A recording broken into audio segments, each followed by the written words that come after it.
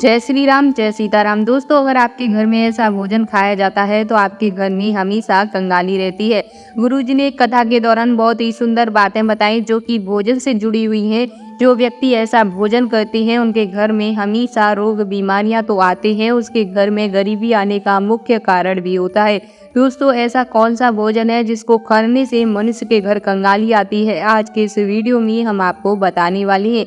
भोजन से जुड़ी ये बातें आपको हिलाकर रख देंगी, क्योंकि शायद कहीं न कहीं जाने अनजाने में आप भी इन गलतियों को करते आ रहे होंगे। अगर आप भी इन गलतियों को करते आ रहे हैं तो आज इस वीडियो को देखने के बाद आप इन गलतियों को करना छोड़ दें, ताकि आप अपने जीवन में कभी भी गरीबी का मुख ना देखें। अगर आप अपने जीवन से गरीबी का अंत चाहते हैं, गरीबी को हमेशा के लिए दूर करना चाहते हैं, तो आपको इन बातों को अपनाना ही चाहिए, ताकि आप जीवन में हमेशा खूब फले फूले और आगे बढ़ते ही रहे, कभी आपके जीवन में गरीबी ना आए। बस आपको ध्यान से आज का पूरा वीडियो देखना है, क्योंकि ये पूरा वीडियो सिर्फ आप लोगों के लिए है और इस पूरे वीडियो में आपको सिर्फ ज्ञानवर्धक बातें मिलेंगी और आपके जीवन से जुड़ी गरीबी को दूर करने की ऐसी बातें देखने को प्राप्त होंगी जो शायद ही आपको कहीं से प्राप्त हो, क्योंकि बहुत ही मेहनत के बाद आप सभी के लिए ये जानकारियाँ खोजबीन करके शास्त्रों के माध्यम से लेकर आते हैं और फिर आपको बताई जाती है। सबसे पहले वीडियो में आगे बढ़ने से पहले पहला काम आपको वीडियो को लाइक करना है, दूसरा काम आपको वीडियो को शेयर करना है, तीसरा काम आपको चैनल को सब्सक्राइब करना है और चौथा काम आपको चैनल सब्सक्राइब करने के बाद बेल आइकन दबाना है, ताकि आपको आने वाले हर वीडियो का नोटिफिकेशन सबसे पहले प्राप्त होता रहे। दोस्तों, आप सभी को पता होगा कि जब भीष्म पिता महाभारत युद्ध के दौरान घायल हो गए थे तो वो बाणों की सैया पर पड़े थे, ताकि वे पूरा महाभारत का युद्ध देख सके।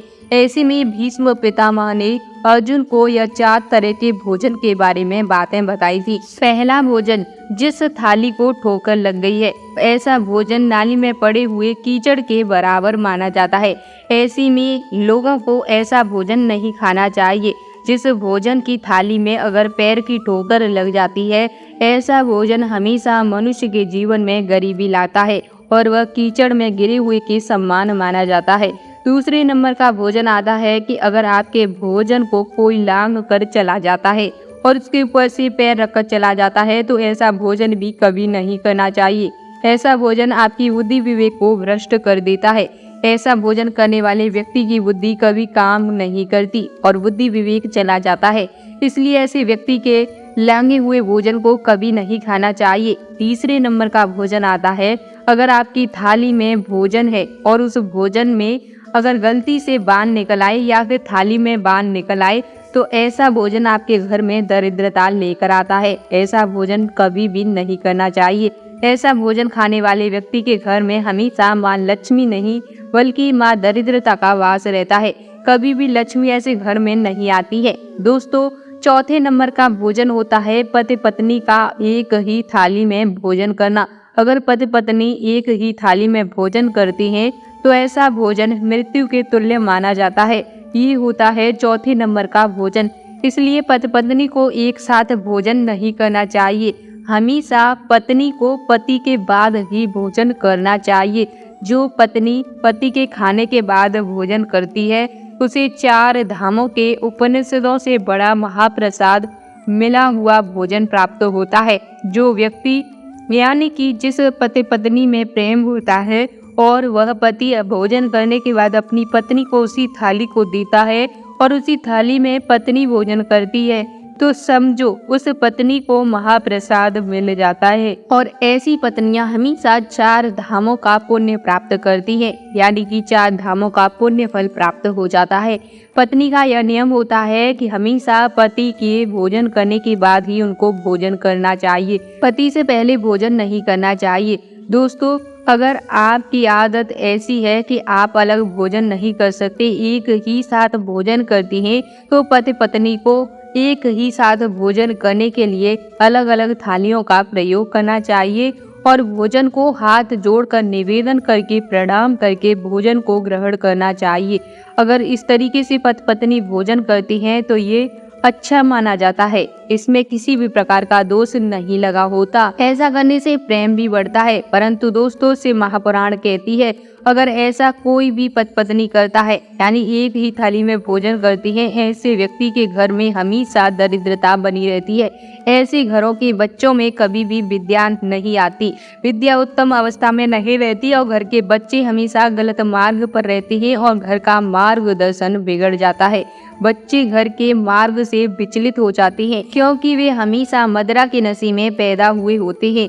और सुनो अर्जुन, यदि बेटी बाप के साथ भोजन बैठकर करती है तो इससे बेटी और बाप का सारा दुख संकट हर लेती है। जैसा शास्त्र कहती है कि बेटी के साथ में पिता बैठकर भोजन करता है या पिता के साथ बेटी बैठकर भोजन करती है, पिता का सारा अमंगल दूर होता है। अगर बेटी कुंवारी है, अगर वही बेटी की शादी हो जाती है तो वह पिता के साथ भोजन करती है तो उसका गोत्र बदल जाता है।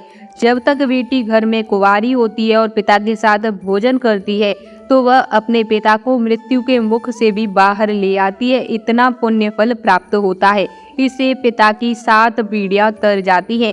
यहाँ रहे बेटी कुंवारेपन में अपने पिता के साथ भोजन करती है तो हर कष्ट को हर लेती है। ठीक उसी प्रकार से जिस प्रकार से एक गाय बच्चे को जन्म यानी कि बछड़े को जन्म देती है और दूसरी गाय जिसने किसी को जन्म नहीं दिया, अगर आप कुंवारी गाय का गोबर लेंगे और एक ब्याही गाय का गोबर लेंगे और कुंवारी गाय के गोबर से लिपाई करेंगे और ब्याही गाय के गोबर से लिपाई करेंगे तो आपको सबसे ज्यादा पुण्य प्राप्त होगा कुंवारी गाय के गोबर से लिपाई करना।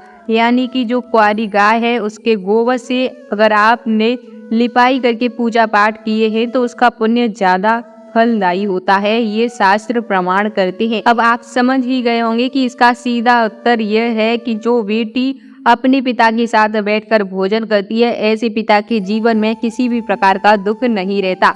अब आप सोच रहे होंगे कि आपने तो ये बात बता दी, यानी कि भोजन करने के तरीके बता दिए, परंतु हम तो वर्षों से ऐसा भोजन करते आ रहे हैं, तो अब आपकी इन बातों का हम किस तरीके से पालन करें। देखिए, जो हो गया सो हो गया। अब आप इन बातों को जानने के बाद इन गलतियों को करना अवश्य ही छोड़ दें।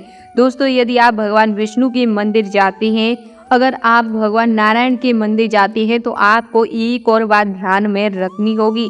देखिए, शिव जी के मंदिर को छोड़कर किसी भी मंदिर में जाते हैं, चाहे वह नारायण का मंदिर हो या भगवान सत्यदेव का मंदिर हो या श्री कृष्ण का मंदिर हो, राम का मंदिर हो, देवी का मंदिर हो, अगर आपने वहां से प्रसाद प्राप्त किया और आपने उसे 15 दिन 20 दिन घर में रख लिया तो उस प्रसाद का कोई दोष नहीं माना जाता। परंतु अगर आपने शंकर भगवान के मंदिर से लाए हुए प्रसाद को रात भर रख लिया तो यह प्रसाद मान्य नहीं होता, दोष रहित नहीं होता, इसमें दोष लग जाता है। शंकर भगवान का प्रसाद एकमात्र ऐसा प्रसाद है जो कभी भी रात भर नहीं रखा जाता। दोपहर संध्या तक आप इस प्रसाद को रख सकते हैं, वही रात्रि 9:15 के बाद आप इस प्रसाद को रखते हैं तो यह प्रसाद नहीं रहता। दोस्तों, आपको इस तरीके से कभी भी भगवान शिव के प्रसाद को रात्रि तक नहीं रखे रहने देना। आपको भगवान शिव के प्रसाद को प्राप्त करने के ठीक 1 या 1.5 घंटे बाद उसे ग्रहण कर लेना है। शिव महापुराण नर्मदा पुराण का वर्णन है कि जो व्यक्ति भारी रोग से पीड़ित है, उसे ऐसा लगता है कि कैंसर जैसी बीमारी हो गई है, किडनी खराब हो गई है, लीवर बेकार हो गया है और कोई बड़ी बीमारी हो गई है, तो आप ब्राह्मणों से पूछेंगे कि पंडित जी, हम भगवान शंकर का अभिषेक करना चाहती हैं तो किस टाइम करवाएंगे।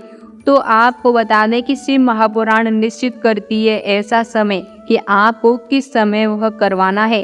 दोस्तों, लिंग पुराण में यह बात सिद्ध करती है, नर्मदा पुराण निश्चित करती है, कुमार खंड के अंदर शिव महापुराण का वर्णन किया गया है।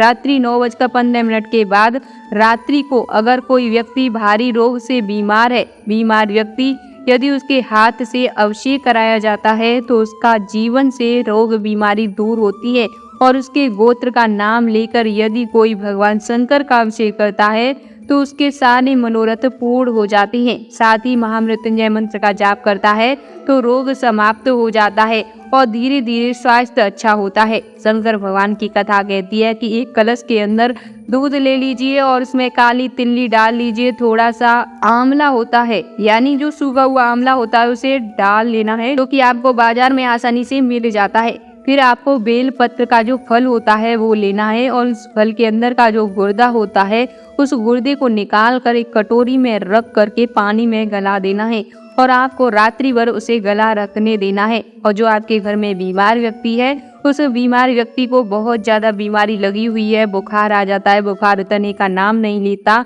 निमोनिया जैसी बीमारी हो गई है या कोई बड़ी बीमारी हो गई है, तो आपको उस व्यक्ति का नाम लेकर, उसके गोत्र का नाम लेकर, उस व्यक्ति के हाथ का स्पर्श करा करके आपको सीधे भगवान शंकर के मंदिर जाना है और इस कटोरी में जो आपने बेलपत्र के गुर्दे को रखा है उसे शिवलिंग पर समर्पित कर देना है। फिर उसके बाद दूध से अभिषेक करना है, जल से अभिषेक करना है। देखना ऐसा करने से रोग बीमारी दूर होते हैं, टीबी जैसी बीमारियां दूर हो जाती है। इतना चमत्कारी होता है यह उपाय। बस इस उपाय को एक बार अगर आप अपने जीवन में आजमा लेते हैं तो निश्चित मानो रोग बीमारियां हमेशा के लिए दूर हो जाती हैं। उम्मीद है आज का उपाय बहुत अच्छे से आप लोगों को समझ आया होगा। वीडियो पसंद आए तो वीडियो को लाइक करें, शेयर करें, चैनल पर नए हैं तो चैनल को सब्सक्राइब जरूर करें। मैं मिलती हूँ आपको नेक्स्ट वीडियो में।